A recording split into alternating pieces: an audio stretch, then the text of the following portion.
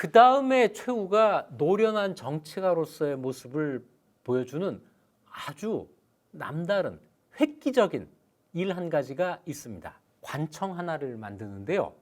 전에 권력하면 뭐라고 말씀드렸죠? 첫째는 군사력, 둘째는 인사권이에요. 인사권을 행사하기 위한 관청을 만듭니다. 인사권을 장악하는데 처음에는 병부상서가 돼서 인사권을 장악을 하잖아요. 바로 뒤에는 관직을 하나 얻는데 어떤 관직을 얻느냐면 참지정사, 이부상서, 병부상서, 판어사대사라는 관직을 얻습니다. 요 네 개 관직을 겸하는 건데요. 이게 하나하나가 의미가 있어요. 참지정사라고 하는 것은 고려의 재상 관직 가운데 넘버 3, 세 번째로 높은 관직입니다.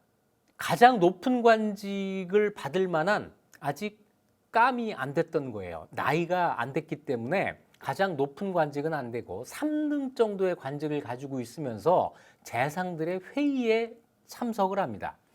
2부 상서 관직을 가지고 2부에서 문신 인사를 의논하는 회의에 참석을 해요. 병부 상서로 병부에서 무신들의 인사를 회의할 때 참석을 합니다. 판어사대사는 어사대, 이거는 감찰기구의 판사, 최고 책임자가 되는 겁니다. 문신, 무신의 인사권과 관리들에 대한 감찰권을 갖게 되는 거죠. 요 네 개 관직을 겸하고 있으면 못하는 일이 없게 되는 거예요. 그런데 이렇게 하면 너무 바빠요. 최충원도 그랬었잖아요. 지2부사 병부상서 해가지고 오전 오후에 서로 다른 관청에 가서 일을 봤다고 하는데, 그래서 최후가 다른 꾀를 생각해내요. 정방이라고 하는 걸 만드는데, 이 정방은 뭐냐면 정이라는 건 정치라는 뜻인데 정치에서 가장 중요한 게 인사다, 관리 인사야 해서 인사가 만사다라는 이런 말을 떠올리게 하는 거죠. 그래서 관리 인사를 정이라고 하고, 방이라고 하는 것은 룸이라는 뜻이에요. 우리 방, 이 방입니다. 그런데 이 룸에서 사무실, 오피스라고 하는 뜻이 생겨서 인사를 처리하는 사무실, 이런 의미가 되는 거예요. 이것이 관청 이름으로 굳어지게 되는 건데 1225년에 최후가 정방이라는 관청을 만듭니다. 문신과 무신의 관리 인사를 전담하는 관청을 따로 만드는데 이걸 어디에다 만드느냐? 그 관청의 위치가 중요해요. 자기 집에 만듭니다. 자기 집 한 모퉁이에다가 공간 하나 만들어 놓고 정방이라는 간판을 딱 붙여 놓는 거예요. 그리고 관리들이 여기로 출퇴근을 합니다. 2부와 병부에서 관리 인사를 담당하는 관리들이 2부 병부로 출퇴근하지 않고 최후의 집으로 출퇴근을 하는 거예요. 여기에서 문신, 무신 인사가 다 논의되고 결정이 돼요. 그러면 이제 명단을 쭉 쓰겠죠. 이걸 써가지고 왕한테 올립니다. 왕한테 올리면 왕은 아무 소리도 하지 못하고 거기에다가 낙점만 해요. 아마 복수로 올렸던 것 같아요. 복수로 올리면 왕이 거기에다가 낙점을 해서 결정이 된다는 거죠. 원래는 그렇게 하면 안 돼요. 원래는 그렇게 하면 안 되죠. 이건 이렇게 하면 최후가 마음대로 인사를 하게 되는 거잖아요. 원래는 어떻게 하는 거냐면 문반의 인사는 2부에서, 무반 인사는 병부에서 맡아서 근무 연수를 세야죠. 그 다음에 이 사람이 일을 열심히 했나 안 했나 노력한 정도 세고, 공을 세웠나 잘못한 일은 없나 이런 거 꼼꼼히 점수 매기고, 이 사람이 재능이 있는 사람이야 없는 사람이야 평가까지 해서 이걸 전부 문서에 기록을 합니다. 이걸 정안이라고 해요. 이 정안을 올리면 중서성에서 이걸 가지고 승진시킬지 좌천시킬지를 결정을 해요. 이 결정된 상태에서 왕한테 아뢰면 왕이 거기에서 이걸 보고 결정을 하는 겁니다. 낙점을 해요. 그러면 문화성에서 이 왕명을 받아서 인사발령을 내는 겁니다.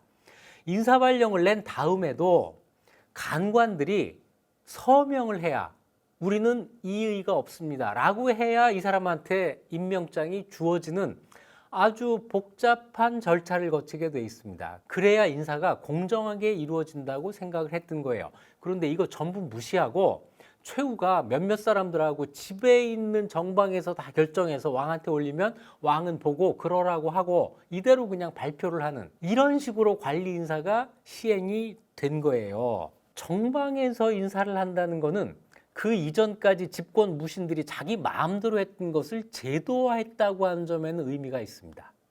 자, 한번 뒤돌아볼까요? 무신 정변이 일어난 다음에 권력을 잡은 무신들이 인사를 어떻게 했죠? 그냥 왕한테 사사로이 개인적으로 가서 협박성 청탁을 했습니다. 이 사람한테 이 관직 줘야 됩니다. 이런 식으로. 그럼 왕이 그래 알았어 해가지고 그 관직을 줬죠.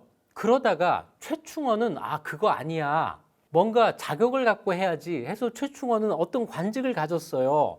이부는 지이부사라는 관직으로 들어가서 인사에 관여하고 병부는 병부 상서로 관여하고 그러다가 이거 너무 힘드는데 해서 노관이라고 한 사람을 자기 집으로 오게 해가지고 거기서 일을 하게 시켰는데 이게 제도화되지를 않았단 말이에요. 이거를 최후는 제도화시킨 거예요. 정방이라는 공식 관청을 만들어 놓고 여길 통해서 내가 원하는 관리 인사를 하겠다. 이렇게 된 거죠.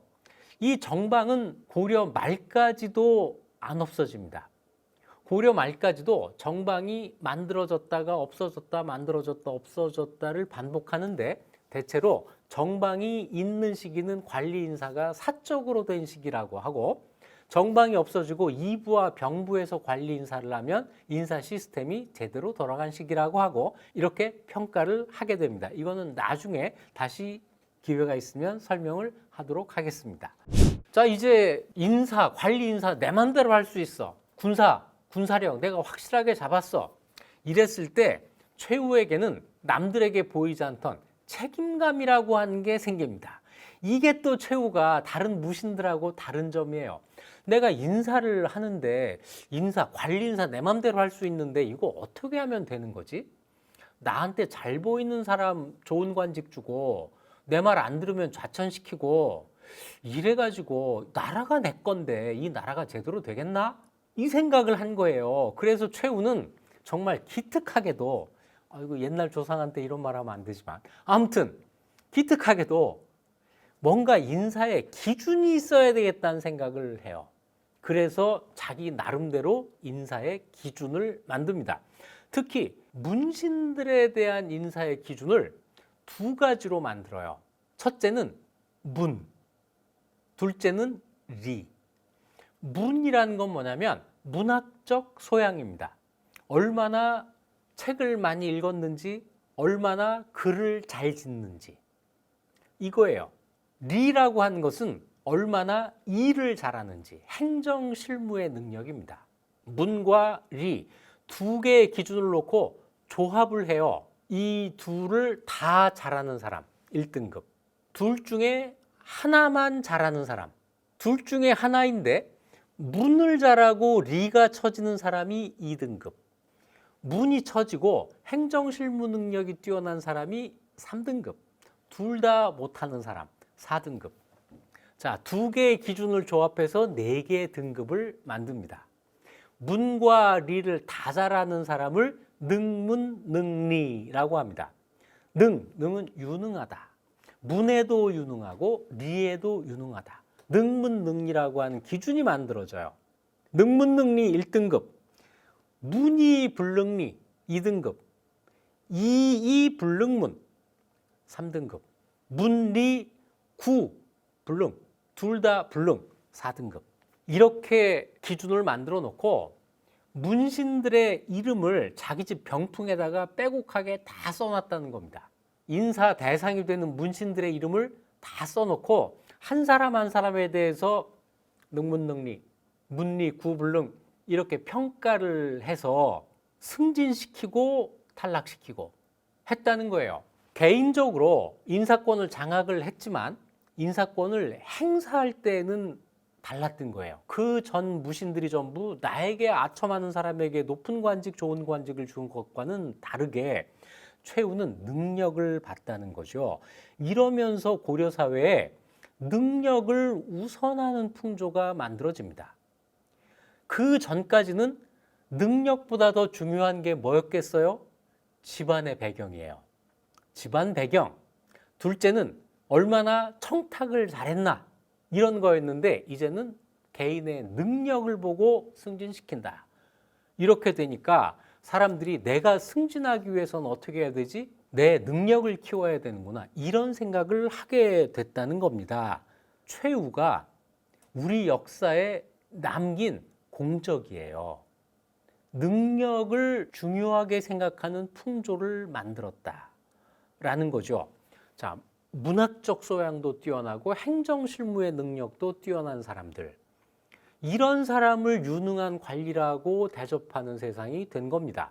그런데 그 당시 고려 안에서 누가 가장 유리했을까요? 놀랍게도 지방 향리 집안의 젊은이들이에요.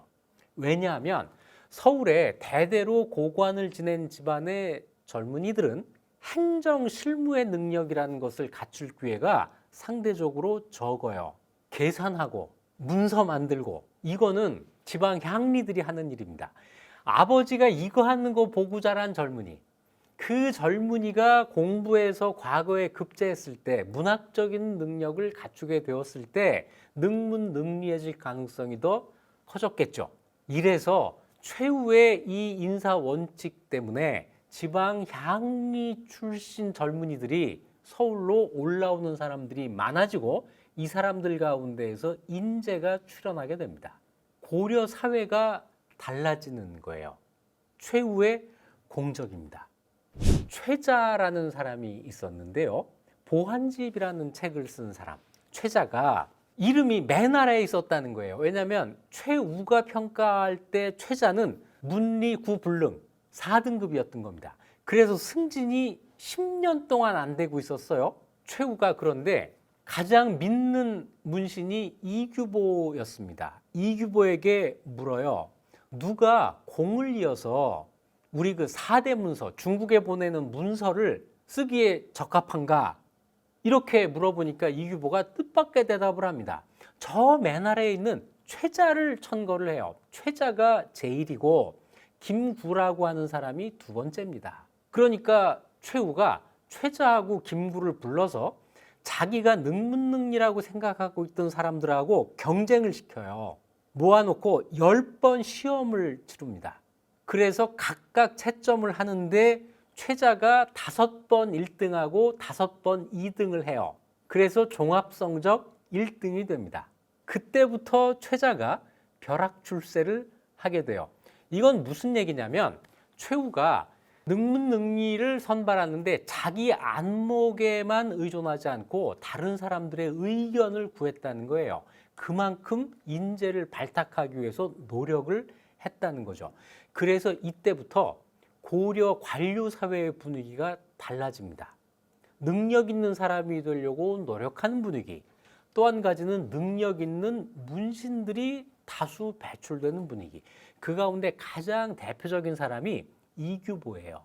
고려 후기에 제일 가는 문장가 이규보가 이런 분위기 속에서 자기 능력을 발휘할 수 있었던 거죠.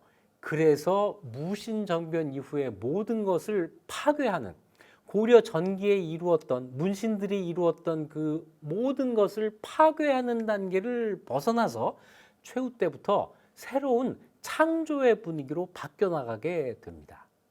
이래서 고려가 되살아나게 되는 거죠. 여기에는 최후의 공이 분명히 있어요. 최후가 1219년에 권력을 세습하는데 실은 이때부터 최후에게 도전한 사람이 없었다. 다시 얘기해서 최후가 아버지 권력을 세습하는 과정에서 동생 그리고 아버지의 오른팔들과 마찰이 한번 있었지만 이 사람들을 제거하고 난 이후에는 최후에게 도전할 만한 사람이 남아있지 않았다라는 거예요. 그래서 그 이후에 바로 사병 장악하고 야별초 조직해서 공병을 사병처럼 사용하고 정방 만들어서 관리들에 대한 인사권을 확실하게 장악하고 이 다음에 최후의 권력이 대단히 공고해졌다라고 볼 수 있는데 그래도 사람 사는 세상에 경쟁자가 없었겠어요? 두 번에 걸쳐서 최후에게 도전하는 일이 생깁니다.